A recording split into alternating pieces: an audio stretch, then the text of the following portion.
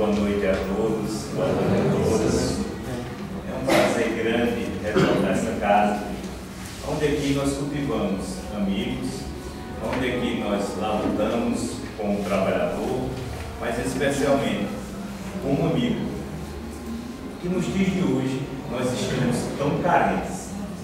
É interessante frisar que todos nós somos candidatos a ter vários amigos através das redes sociais. Nós temos inúmeros amigos. As pessoas nos acham, nos cativam, não é? Nos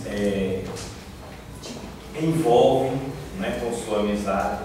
Porém, a virtualidade nos tira um pouco do calor humano. E nas solidões de nossas vidas, nós necessitamos da companhia. E essa companhia, ela se estabelece através dos sentimentos proativos para o engrandecimento, tanto emocional nosso, como daqueles que está nos cativando, ou aqueles pelos quais nós estamos cativando também. E for assim durante toda a humanidade. Desde os homens das cavernas, aonde a linguagem e os relacionamentos eram rudimentares e havia mais uma compreensão para a defesa do que para os enlaces, vamos dizer assim, da afetividade, porque perceberam que juntos podiam vencer, ou podiam se proteger, ou poderiam até sobreviver, do que separados, seja pelos fatores climáticos, seja pelas injunções, vamos dizer assim, dos perseguidores da época, os animais de grande porte, os animais que conviviam em si com homens da caverna. Somava na alimentação, estar junto para caçar. Somava na alimentação também juntos para fazer a coleta. Somava também juntos para as defesas, vamos dizer assim, de sobrevivência de que impunha as instabilidades da natureza. Com isso foram criando laços de afetividade. E os laços foram crescendo, só que correlacionado a esses atos de corpo a corpo ou cidadão a cidadão, os laços espirituais também foram estabelecidos. Sejam eles por crença na própria natureza e o medo se estabelecendo, por isso houve a adoração da natureza, dos raios, da chuva, né? E aí uma relação mais de evolução de um pensamento acerca das leis naturais da vida, compreendendo que tinha uma relação da chuva com coleta, dos rios, dos mananciais com a chuva, que o fogo tanto era benéfico como também era destruidor, e começaram também a fazer uma correlação de deuses ou de forças supremas com esses que estavam lá na visão deles, dos nossos antepassados, a coordenar todo esse princípio, vamos dizer, de relações entre o mundo extrafísico e o mundo físico. Portanto, a gente vai pegar o homem da caverna desenhando nas paredes como forma de fixar aquela presa por entidades ou forças superiores a eles para que puderem caçar, como também fazendo um planejamento de exercício, de estratégia, melhor dizendo, para também caçar. Portanto, começou aquelas relações entre as pessoas encarnadas, mas também começaram a ter uma relação das pessoas desencarnadas, seja com os deuses, entre aspas, seja com a imagem, muitas das vezes mitológica, as imagens distorcidas, vamos dizer assim, de seres que habitavam ou coabitavam fora daquele espaço que eles estavam convivendo da caverna. A humanidade ela avança nas suas relações sociais, mas também avança na relação com Deus e a relação com os espíritos. E aí nós vamos pegar um instante muito propício da humanidade, que é exatamente a relação egípcia e a hebraica, para que a gente possa ter um pouco de noção do que se estabelece entre esses dois povos e a diferença desses dois povos influenciando até hoje nos nossos dias. A gente vai chegar nos falsos profetas, viu? E aí a gente vai pegar a relação egípcia com vários deuses. Portanto, que é Deus da guerra, Deus do ódio, Deus do rancor, todos os sentimentos humanos pulsantes em deuses. E retratavam, vamos dizer assim, uma intimidade maior até com a divindade. Porque era muito próximo. Tão próximo que se confundia as relações dos deuses com as relações humanas. Tinha hora que um Deus castigava o outro Deus. Tinha hora que o Deus se mantinha relacionado com outro Deus para prejudicar outro Deus. E aí você tinha toda essa relação de várias entidades ali coabitando, mas tinha a noção também de um Deus maior, né, que coordenava todos esses deuses. Portanto, era uma hierarquia divina, ou uma divisão, vamos dizer assim, da criação, mas havia uma coordenação geral. Já o povo hebreu, ele primava pela unicidade de Deus, um Deus único. Tiveram 200 anos de cativeiro com os egípcios. 200 anos. Em 200 anos nós vamos ter aí mais de 3 gerações. Naquela época a expectativa de vida era menor do que 50 anos. Portanto, a gente tem que ter aí pelo menos 3 ou até chegando 4 gerações de cativeiros, de pessoas cativas, quer dizer, pessoas presas. Portanto, se a gente for ver, é um avô, é um tataravô que tem um bisavô, que tem um avô, que tem um neto.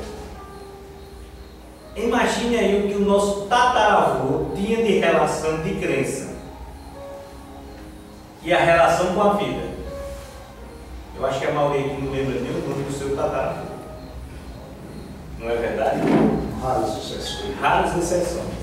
Quem gosta de estudar genealógico, quem raras exceções. Portanto, nesse passar de informações de uma geração para a outra, e no cativeiro tiveram influência muito forte da cultura egípcia dentro da cultura hebraica. Se mantiveram na crença de Deus.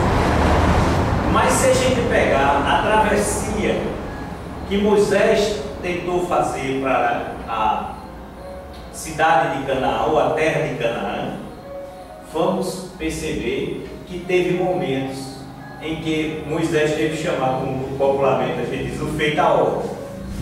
Porque está aqui e ali adoravam-se um bezerro, aqui e ali se tinha uma relação diferente da relação que Moisés tentava empregar de um Deus único. Nós sabemos que a base do cristianismo é judaica. Nós como cristãos, descendemos dos conhecimentos hebraicos. E é por isso que o próprio Kardec coloca lá na introdução do Evangelho segundo o Espiritismo que o que nós vamos nos apegar nos textos bíblicos é a parte moral e não as outras partes que seriam a parte cultural, a parte de rito e dogmas, que seria propriamente aí um mesclar de várias tendências religiosas, ou de várias tendências de tribos hebraicas, como também de sua relação na história da humanidade com os outros povos que lhe foram subjugados. Tanto com os povos mais antigos, que seriam os egípcios, como nós falamos, como os próprios romanos em si, que tinham uma relação diferenciada. Pensando nisso, a gente pinça, vamos dizer assim, a relação que os hebreus tinham com a influência desses vários povos. Algumas pessoas nos retratam e dizem assim: olha, a Bíblia não acredita na mediunidade. E a gente pega do Velho Testamento até o Novo Testamento várias manifestações mediúnicas, desde de efeitos físicos até as chamadas relações mediúnicas inteligentes, que são aquelas baseadas simplesmente na indução ou na conexão da mente à mente, e não fisicamente as aparições de si ou essas relações que nós temos, ferindo os 5 sentidos básicos que nós temos. Com isso, havia no povo hebreu uma, vamos dizer assim, uma promiscuidade da mediunidade. Ninguém chega ao ponto de a negociação de um camelo ou de uma manada, não sei se é manada, desculpe, de camelo, mas de um conjunto de camelos, que eu não sei como é que se dá o nome, se é manada ou se é outra coisa parecida, ser uma consulta espiritual para saber se dava certo ou não. Portanto, e as pitonisas, que eram as mulheres, ou os homens também, se não é comum aos 2 gêneros, que na época dava comunicações mediúnicas, consultava os mortos para saber se o negócio dava certo ou não. Dado, vamos dizer assim, a fragilidade ou a massificação da questão mediúnica. Se a gente for pegar um trecho de João, lá nas suas primeiras epístolas, ele fala uma coisa muito interessante. Vê se os espíritos procedem ou emanam de Deus. Por que João falou esse texto? Bem, aí a gente já pega fortemente que a Bíblia não condena a comunicação com os espíritos. Ela disciplina ou pede que a gente discipline essa relação. Ver se os espíritos procedem de Deus. Se o texto fosse negação, seria: não consulta os mortos, mais ou menos assim, ou os espíritos. Não, vê se procedem de Deus. É como eu digo: olha, vá à casa, a terceira rua aqui, à direita, não sei nem se tem rua para lá, e consulte se lá tem uma pessoa. Se eu digo isso é porque existe a possibilidade de lá ter uma pessoa.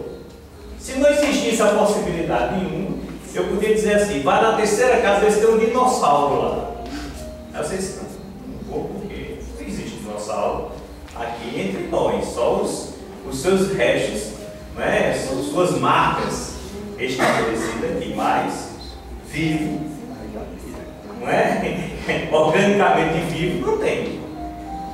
Portanto, quando diz ver se os espíritos procedem de Deus, está afirmando automaticamente que existe a comunicabilidade com os espíritos, que os espíritos existem. É só uma questão de saber se ele é benéfico ou se ele é maléfico àquela situação.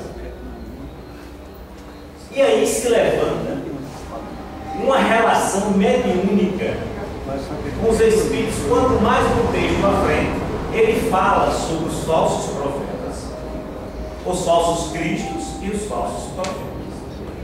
Sabedores que somos, que o estado de Cristo naquela época era dado a, como nós temos, vamos supor, um avatar ou um lama.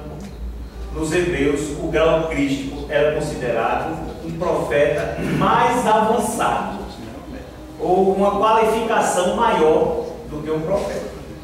Portanto, quando ele diz: se levantarão falsos cristos ou falsos profetas, quer dizer, profetas de uma profundidade aparente maior, que chamavam-se cristos, e profetas do conhecimento, que poderiam estar enganando.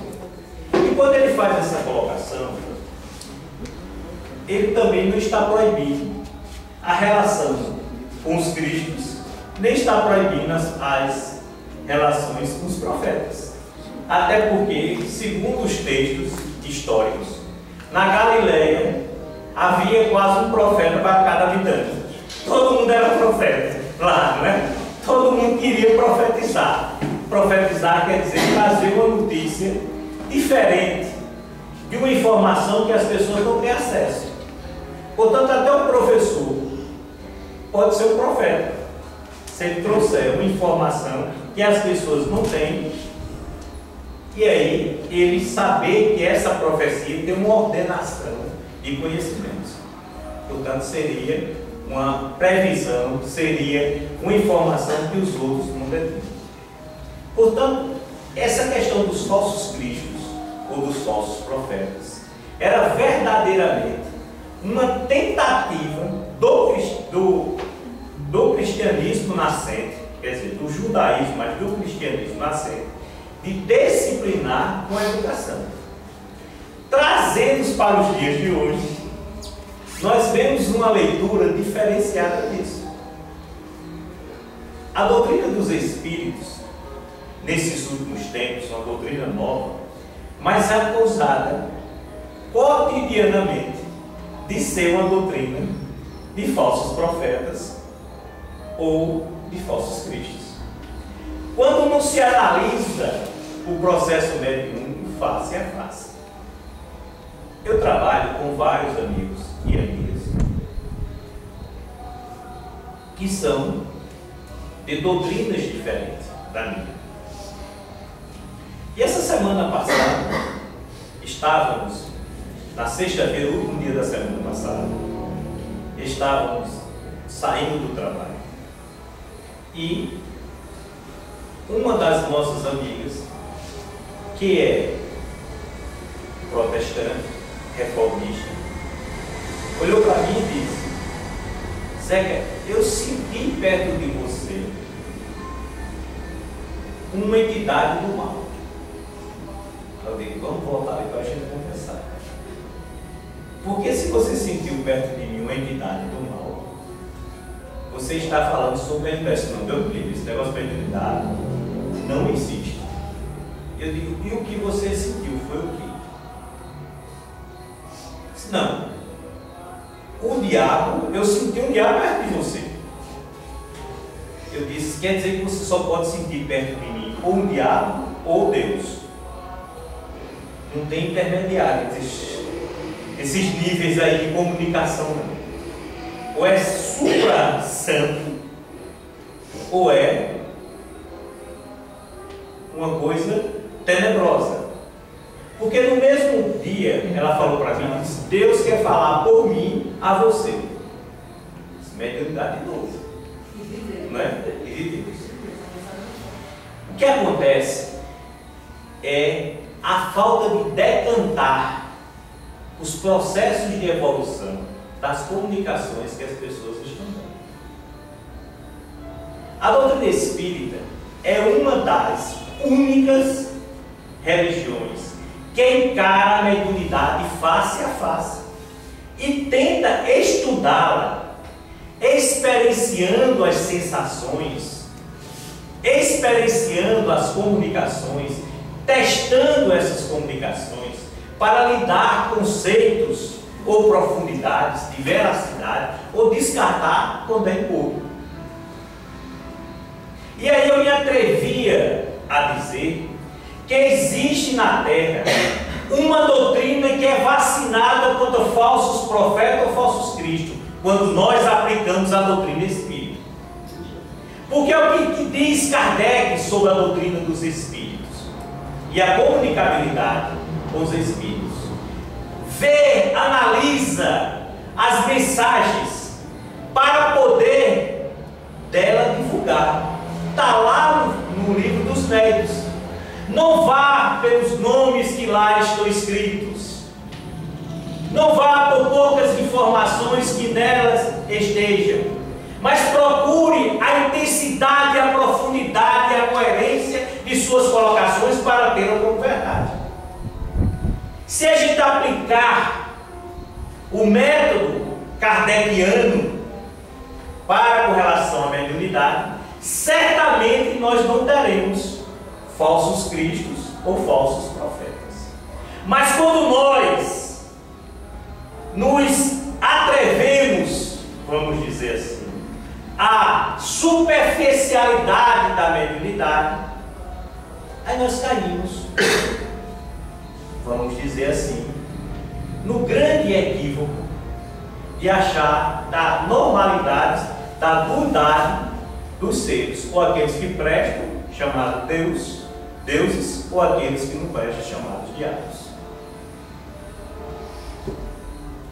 Meus amigos, é difícil quando nós estamos com problema, quando estamos passando por situações adversas, e nós temos diante uma força que nós não conhecemos e que difere das forças que estão aí na humanidade e que podem nos tirar daquela situação. Sendo mais coerente, vai dizer que eu estou com a doença irreversível, que os médicos ou os métodos da Terra já não conseguem, pelo conhecimento limitado que tem, de dar a cura tão desejada. Mas chega um médico no centro espírita ou numa igreja e diz: eu tenho um poder que posso te curar.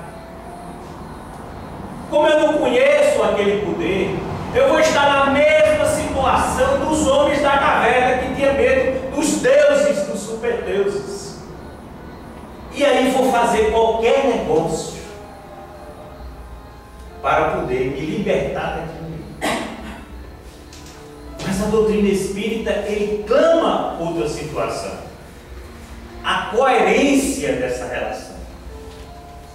Não é só acreditar, porque quando nós estabelecemos a fé, nós tiramos a razão de lado. Porque você diz: eu acredito. Ponto final.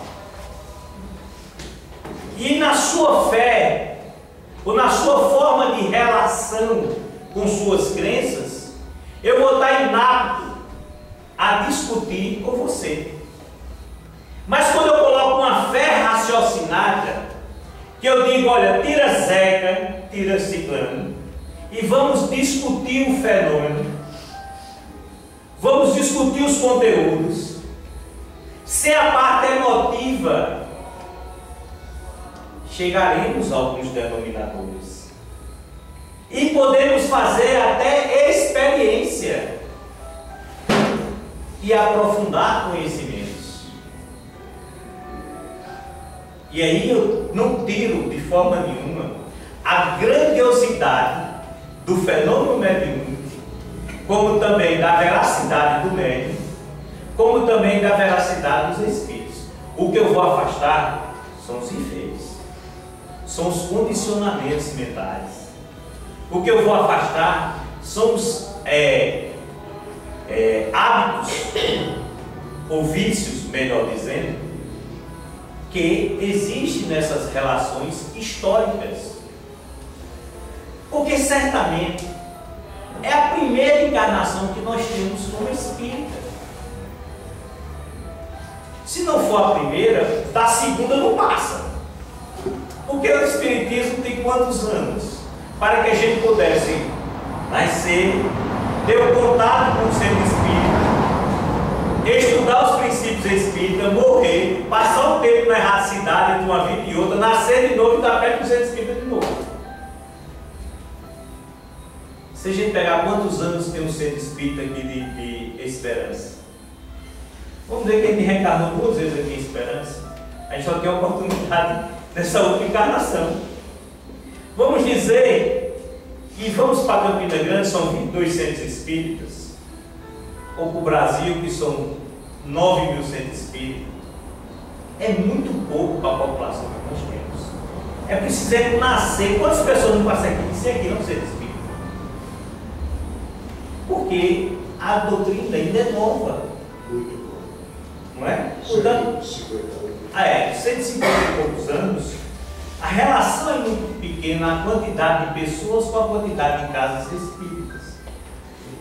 Portanto, eu posso ter... Em relação ao tempo do cristianismo e ao tempo de... 2.000 anos. 2.000 anos, o tempo de coisa, ela já é grande.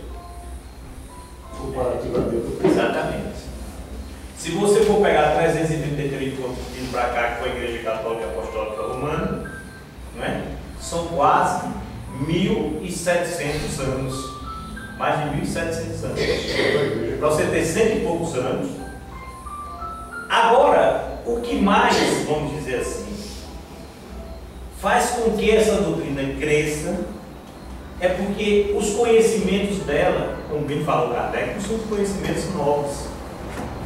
Foram conhecimentos catalogados que estavam dissipados, né, semeados, vamos dizer melhor, já na humanidade. E que foram catalogados, por isso que é codificador. Que codifica, quer dizer, que pegou o código e trouxe, decodificou aquele código e colocou nos livros. A doutrina espírita não vem trazer nenhum conhecimento novo, vem trazer uma lapidação dos conhecimentos e de uma coerência dessa junção. Portanto, como combater o falso profeta? Como combater os falsos cristos? Ou os falsos cristos, falsos profetas?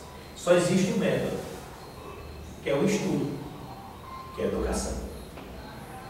Conhecimento. Por isso que Jesus colocava lá anteriormente: conhecei a verdade, e a verdade vos libertará.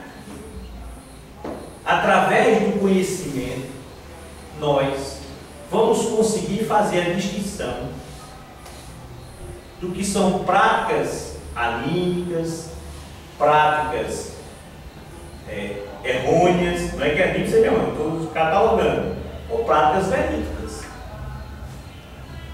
Agora, essa relação de não conhecer e por não conhecer se deixar levar é um traço fundamental, vamos dizer assim, da ignorância.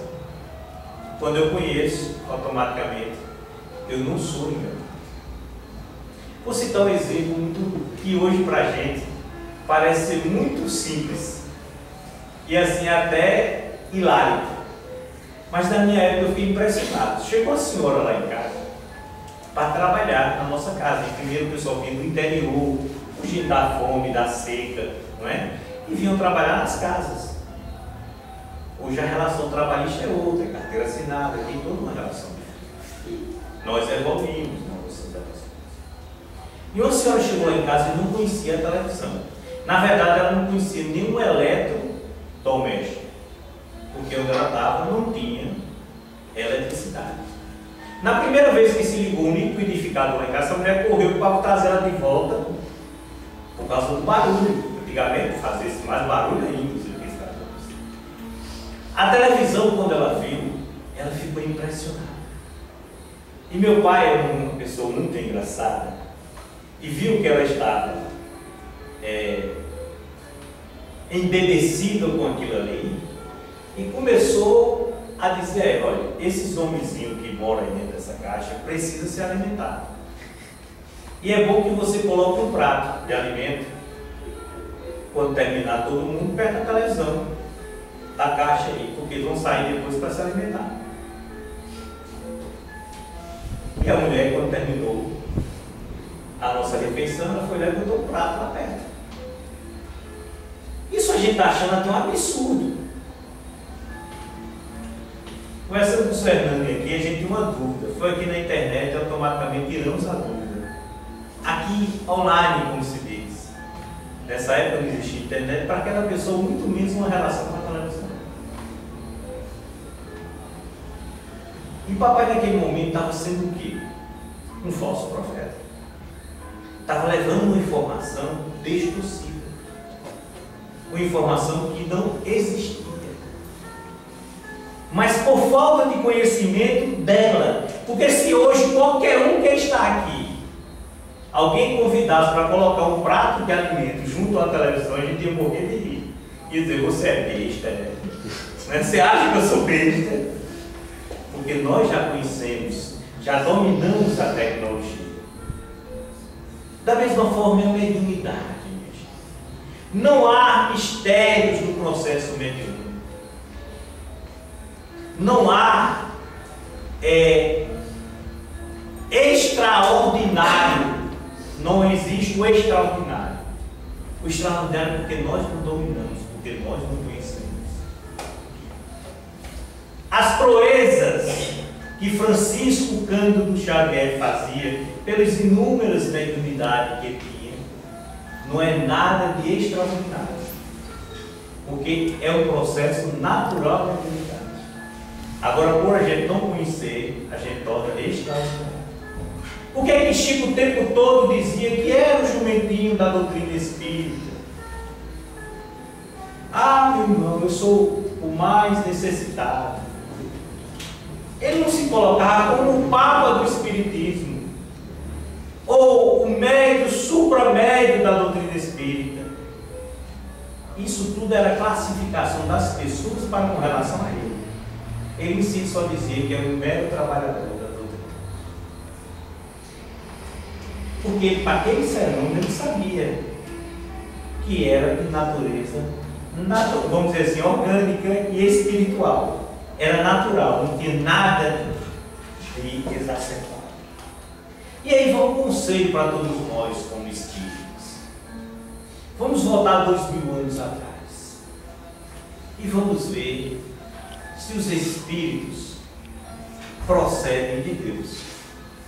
Quando recebermos uma comunicação espírita, seja aqui da reunião mediúnica ou de qualquer outro centro espírita, analisemos, deixemos investigar. Não vamos de forma nenhuma fechar nossos olhos e simplesmente admitir o fenômeno por aí. Temos que questionar. Claro, com respeito, se questiona com respeito. A gente troca questionamento por falta de educação. Não é verdade isso. Questionamento é quando você quer informação sobre o que está acontecendo. Quando eu faço isso, eu me livro de estar no fogo. Eu presto um favor à doutrina espírita. Eu presto um favor à casa espírita. Eu zelo pelos ideais da doutrina espírita. Porque na doutrina espírita, como nós aprendemos, nas relações mediúnicas, não existe a santificação ou a questão do demônio. Existe faixa etárias dos espíritos de nível. Eu tenho que entender. E exprimir daquela mensagem o melhor que eu posso tirar dela. E não acreditar simplesmente no que está acontecendo, por ser uma comunicação mediúnica. Exemplos disso muito claros existem. O presidente da Federação Espírita de Sergipe, Peixinho, certa vez, fora convidado porque Jesus estava dando uma comunicação na frente do centro espírita. E o centro espírita, e lá próximo, tinha uma casa que as pessoas se reuniam e Jesus se manifestava pelo médico. E ele, como presidente da federação, disse: não tem tanta dúvida sobre o Evangelho, eu vou tirar com Jesus. E foi, entrou na fila. Quando chegou a hora dele de falar com Jesus, ele disse: Senhor, eu queria tirar uma dúvida que assola o meu ser. Por que na cruz falastes, Pai, afasta de mim esse cálice? E o Jesus que estava dando a comunicação disse: eu não fui crucificado, não. E eu nunca falei isso. Se você não é o Jesus Cristo, que há 2000 anos é a terra, que foi crucificado, disse: não. Eu sou Jesus, filho de um açougueiro que morava aqui perto. As pessoas estão vindo para cá. E eu, por esse meio, quer dizer, por esse, estou dando conselho às pessoas. Meu nome é Jesus. Ele não estava mentindo, Espírito. Porém, se aproveitando da situação, porque ele estava aconselhando o povo.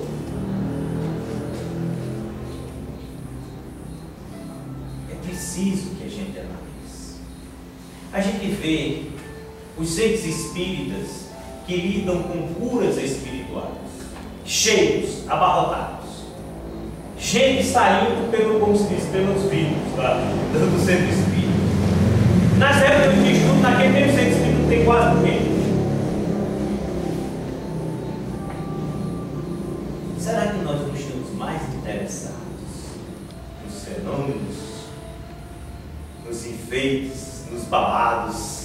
não é? Do que em si, do esclarecimento que vamos levar para a vida. O que representa uma cura material diante de uma cura espiritual. Só a transitoriedade do tempo, porque o corpo vai para depois para o chão, e se a gente não curou espiritualmente, a gente está próximo a ter a mesma doença. Não é verdade? Como reencarnacionistas que somos, primeiramente acreditando na imortalidade da alma, e depois da volta da alma em outro corpo, ou do espírito em outro corpo, a gente deve ter a consciência que nossas curas físicas são transitórias. As curas estabelecidas pelo tempo, vamos dizer assim, são as curas espirituais. O próprio Divaldo coloca para a gente ter cuidado, Joana de Anjos diz por Divaldo, ter cuidado no remendar dos corpos. O próprio Jesus lá atrás disse que colocar um remendo velho, um remendo novo numa calça velha, não vale a pena. Como é que se diz isso? Se for o meu mau hábito de proceder que me levou a uma determinada doença, se eu só curar a doença, quem me garante que eu vou continuar com aquele regime de um bom hábito, que eu aprendo a lição? Quantos de nós, inclusive eu, já fizemos pactos com a saúde? Olha, se não acontecer isso, nunca mais eu tomo refrigerante. A gente diz assim, não diz? Ou no quem fuma, nunca mais eu fumo, ou então nunca mais eu bebo. Passou a doença e a gente esqueceu. E volta a cometer o mesmo estilo de vida que nos levou àquela doença. As cirurgias bariátricas de redução de estômagos que estão acontecendo, só 5% se mantém. Porque as pessoas voltam a ter os mesmos hábitos anteriores. Vai ter as dilatações do mesmo jeito, o mau estilo de vida que vão levar às complicações. Será que vale a pena eu estar me sacrificando, correndo atrás de uma cura material, quando eu posso ter um proveito espiritual dela? Eu não estou aqui pregando a inanição, não, gente, pelo amor de Deus. Eu devo buscar a medicina, eu devo buscar as soluções dos meus problemas. Agora, eu não devo focar única e exclusivamente nisso. Porque eu sou um ser espiritual. Eu sou um espírito que tem um corpo, e não um corpo que tem um espírito, aparentemente. É o contrário. O ser que permanece com suas experiências é o espiritual e não o material. Agora, é claro que eu devo cuidar do corpo físico, porque ele é ferramenta da minha força. A gente tem observado, respeitosamente, uma propagação de algumas religiões que pregam curas, não é? E pregam, vamos dizer assim, uma felicidade aqui na Terra, de imediato, e uma relação com Deus que ela é estabelecida mais materialmente do que espiritualmente. Você vê entrevista de algumas pessoas que depois que ela teve bem, a minha firma estava falida, eu consegui reaver. Meu carro, meu não sei o que, não sei o que, não sei o que, não sei o que, não sei o que, não sei o que. Essas igrejas são chamadas igrejas da prosperidade. Foi criado pelo neoliberalismo americano. Por que foi criado? Porque foram criadas. Porque é muito difícil juntar o capitalismo selvagem, que você tem que juntar recursos, e você é uma fonte de consumo constante, com o cristianismo, que é o dividir dos recursos. Me mostra as propriedades de Jesus, as terras que ele tinha, seus carros, suas casas. Não tinha posses. e tudo que eu tinha dividia com todos.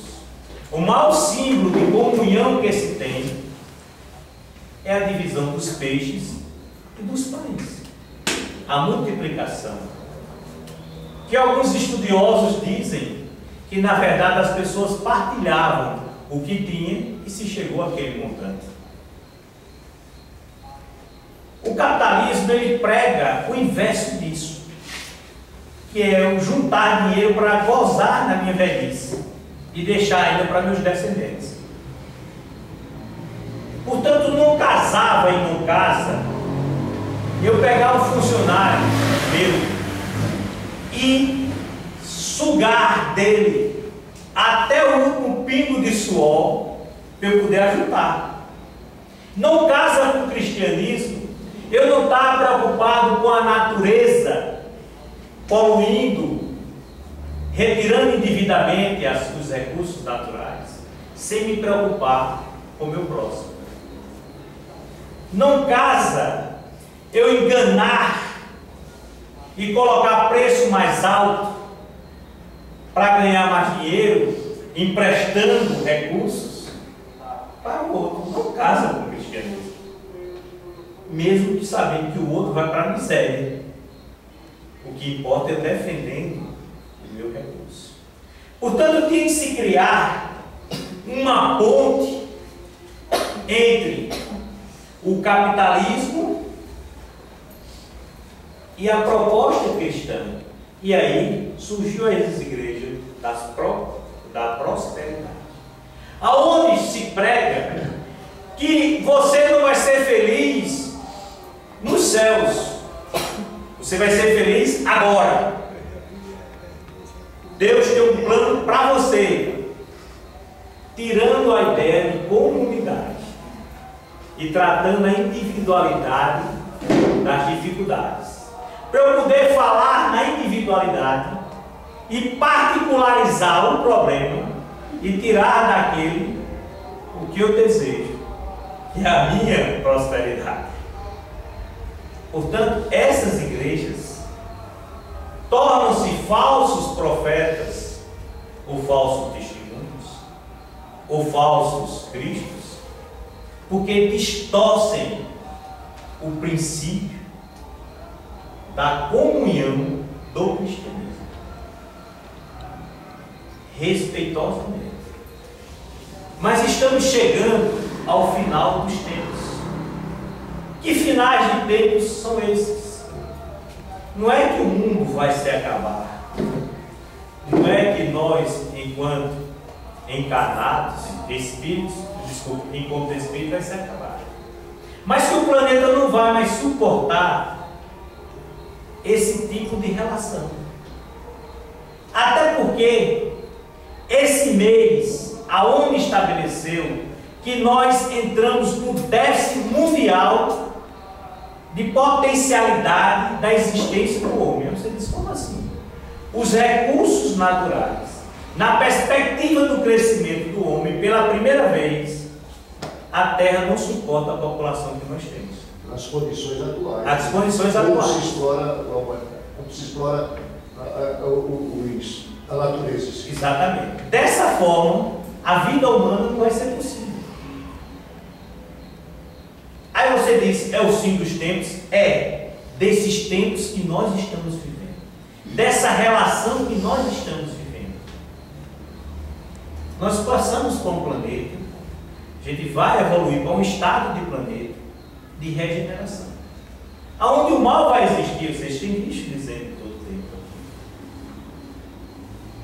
O mal vai existir, mas não com essa intensidade, não com essa velocidade, não com essa intenção do presente que está agora.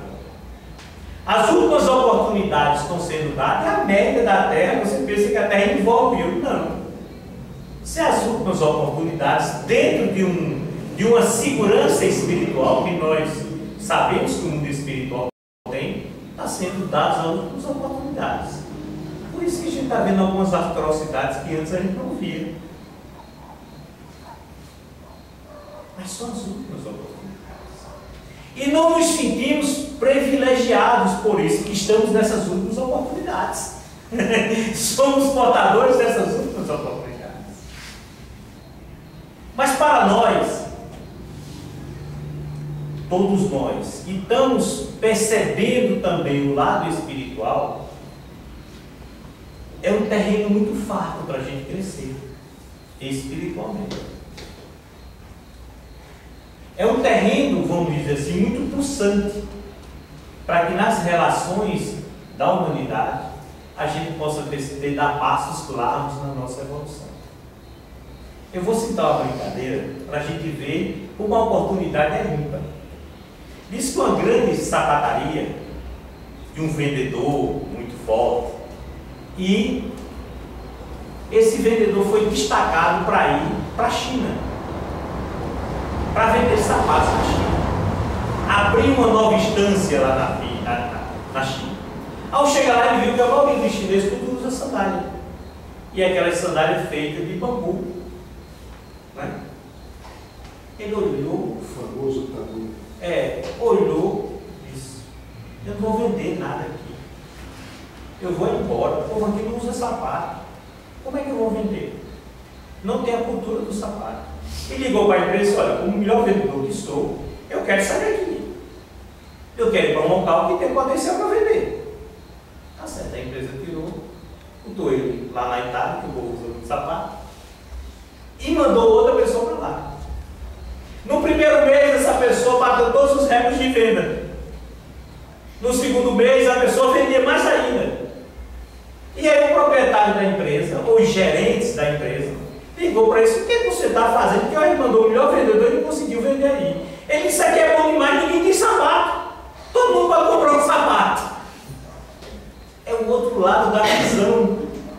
Se a terra no momento está diversa, nós temos um campo árduo, porém imenso, para trabalhar o amor. Não precisamos de forma nenhuma enfeitar, enganar ninguém. Não precisamos pegar as mensagens e colocar o que as pessoas querem ouvir, ou fazer a doutrina dos espíritos da forma que as pessoas querem. Não! Vamos atrás da pureza doutrinária e da simplicidade dela, porque não existe bálsamos tão coerentes, rejuvenescedores, como a mensagem da doutrina espírita.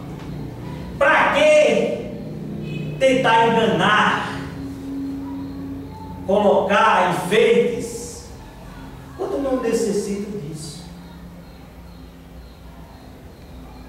A maior caridade que nós fazemos à doutrina espírita, segundo o irmão Bezerra de Menezes, é divulgá-la. Mas divulgá-la coerentemente. Não adianta trazer para cá e dizer que somos diferentes uns dos outros, que não temos erros, que somos seres iluminados, somos seres dotados de uma missão diferente. Todos nós aqui somos iguais, gente. Todos nós temos nossos defeitos, nossas limitações, nossas âncoras no egoísmo. Qual o diferencial? Estamos buscando a luz. Estamos arrumando maneiras de conviver e tirar proveito dessas nossas limitações, tirar proveitos espirituais dessa situação. Não somos super espíritos diferentes de outros.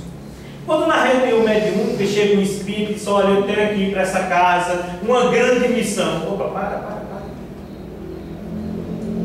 Não, você como médico vai fazer um grande trabalho.